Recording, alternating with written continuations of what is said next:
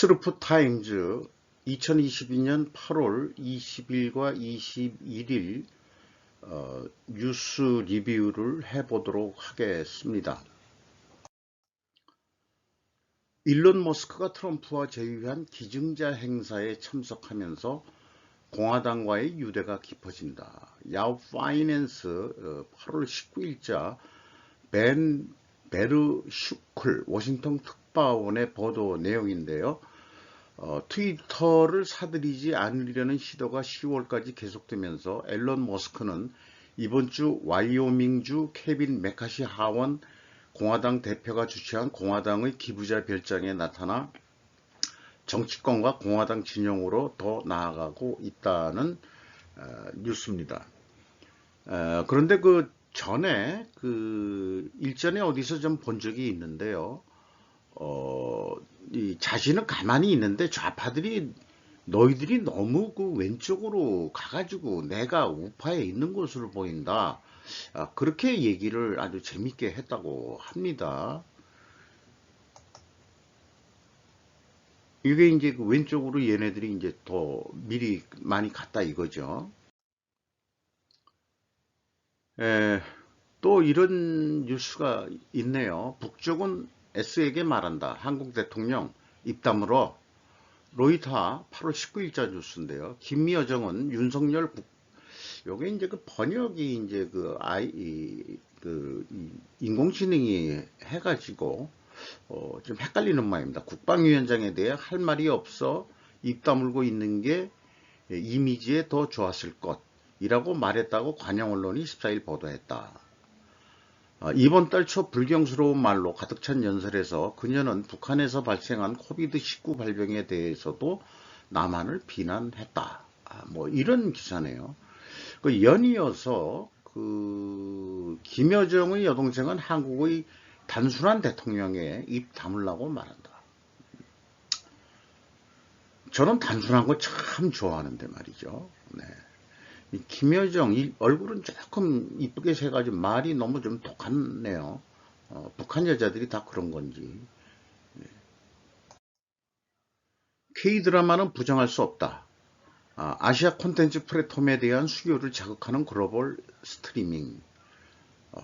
제목들이 현란합니다.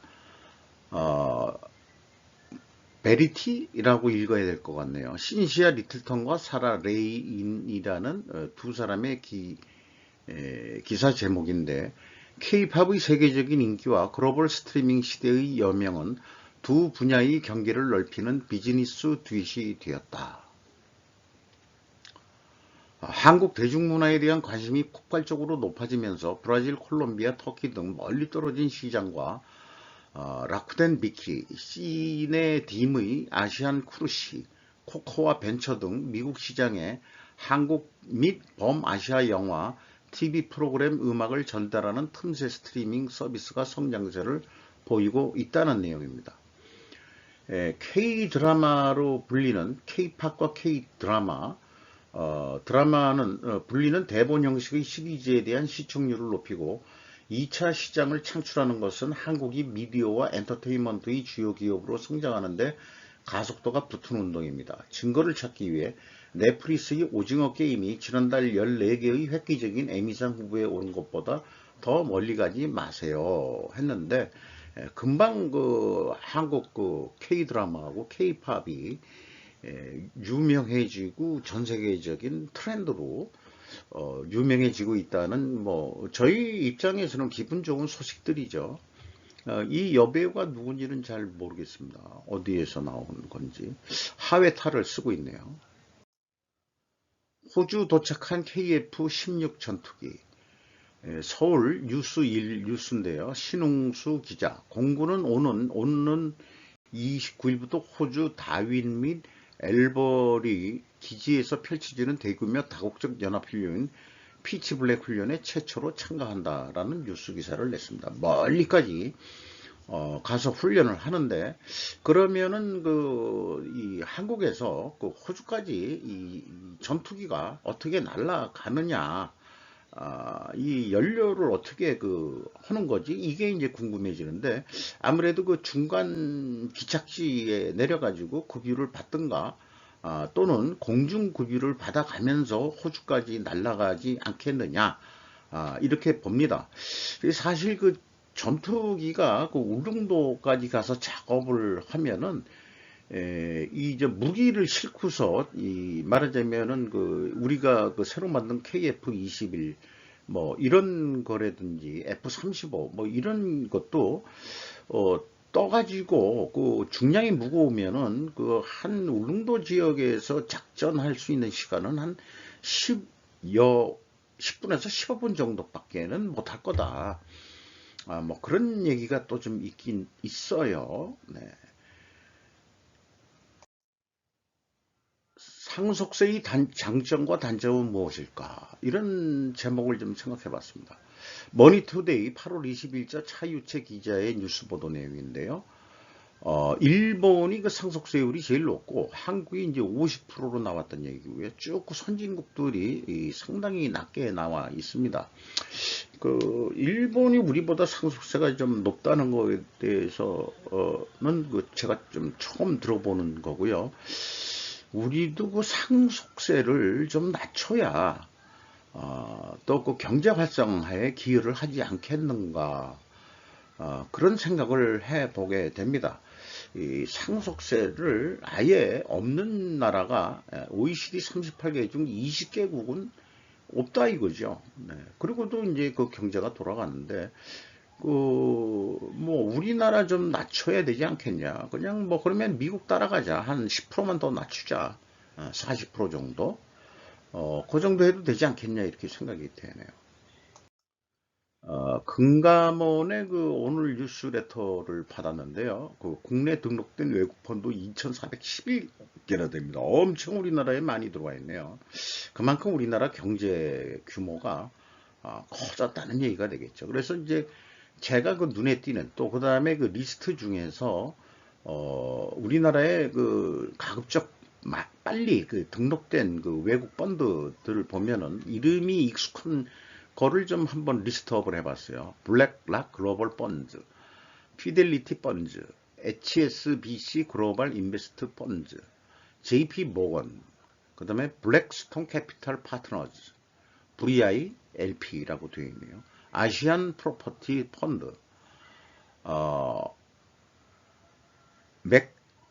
맥커리라고 읽어야 되겠죠. 맥커리 그레이터 차이나 인프라스트럭처 펀드. 우리나라에도 맥컬리가 들어와 있는데 말이죠. 그 차이나에 인프라 투자하는 펀드가 있다. 맥컬리는 전 세계적으로 그렇게 하고 있네요.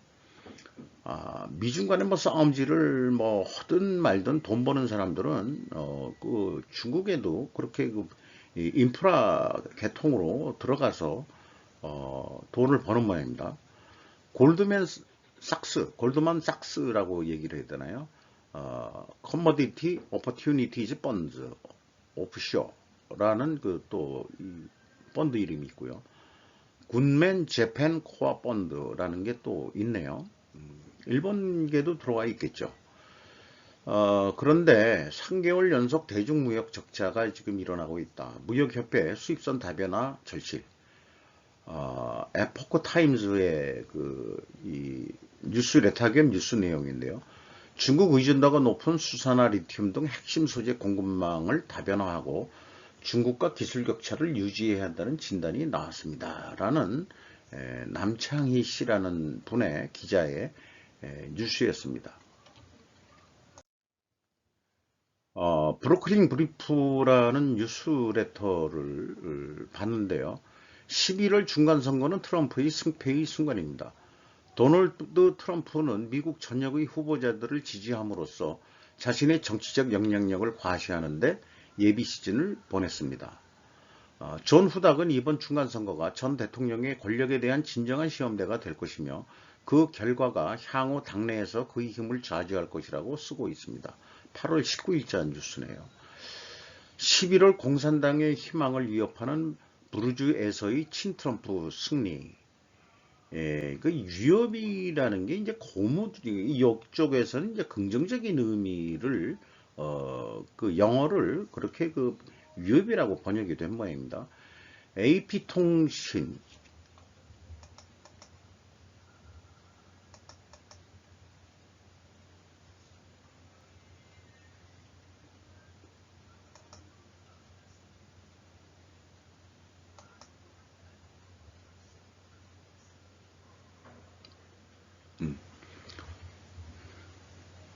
잠시 끊겼었습니다. 브루킹스 브리프 내용인데요. 11월 중간선거는 트럼프의 승패의 순간입니다. 라고 이번 중간선거가 전 대통령의 권력에 대한 진정한 시험대가 될 것이며 그 결과가 향후 당내에서 그의 힘을 좌지할 것이라고 쓰고 있습니다. 11월 공화당의 희망을 위협하는 부르주에서의 친트럼프 승리, 수잔 헤이, AP통신 8월 20일자 뉴스인데요. 공화당 유권자들은 메릴랜드와 코네티컷을 포함한 몇몇 민주당에서 도널드 트럼프 전 대통령의 충성파들을 지명함으로써 공화당이 이들 총선에서 승리할 가능성은 더욱 높아졌다. 이 메릴랜드와 코네티컷주가 전통적인 민주당 지역인데 여기서 이제 공화당이 이길 것 같다. 뭐 그런 뉴스고요. 트럼프 아주 충성파 여성 정치인인 것 같습니다. 키시 총리 리셋을 노리는 화근이 옛 통일교의 문제 거세지는 역풍 일본 시사통신 8월 21일자 그 기사인데요.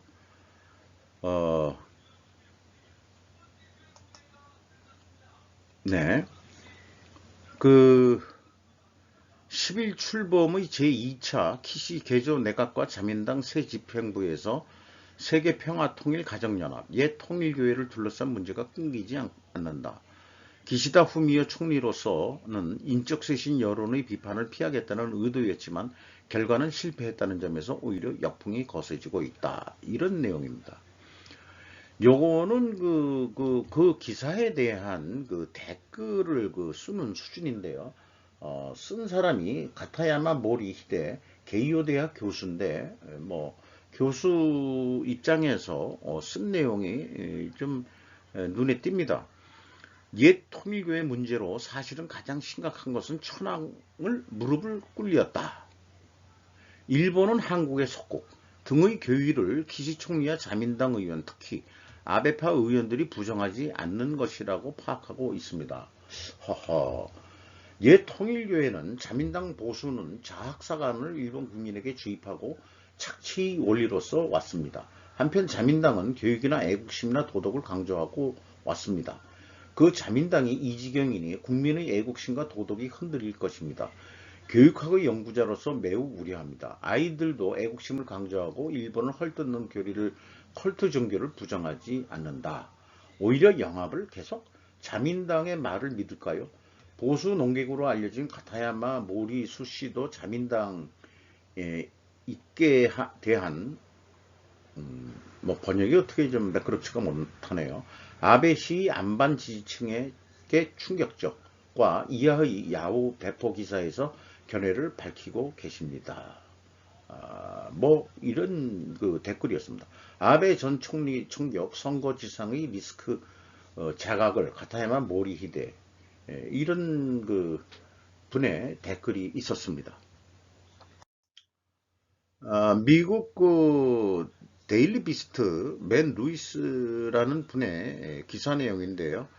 미국이 이 분리되고 있다. 아주 위험스럽게. 그것은 트럼프 때만이 아니다. 이런 얘기 같습니다. MBC 뉴스가 대학 2학년생들을 대상으로 실시한 신세대 연구소의 여론조사에 따르면 젊은 미국인들은 당파적 성향에 따라 스스로를 격리시키고 있는 것으로 확인되었습니다.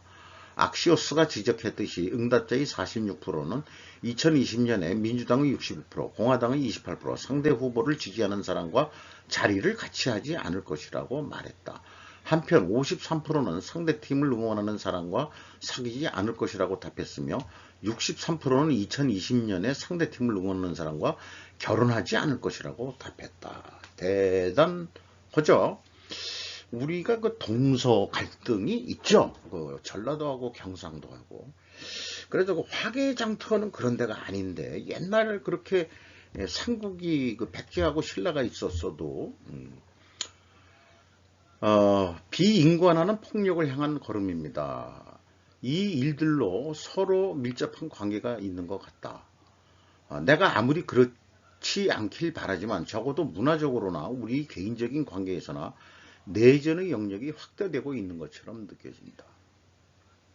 우리나라도 만약에 총기 소지가 그 허용되는 나라였다면은 우리나라도 이미 내전이 일어났을 거라고 저는 그렇게 상상을 합니다. 그런데 미국은 뭐 총기를 가지고 있더라도 뭐 저렇게 이제 그 좌우가 갈려가지고 심하다고 그러지만은 그게 트럼프 때문에만 그런 게 아니고 옛날부터 그랬는데 더 좀 심화되고 있는 것 같다. 근데 그 이 미국은 국내적으로는 어떤지 몰라도 대외적으로는 공화당이 집권하든 민주당이 집권하든 미국의 그 세계 패권주의는 변함없이 미국의 이익을 위해서 당연히 그 움직일 것이라고 생각이 듭니다.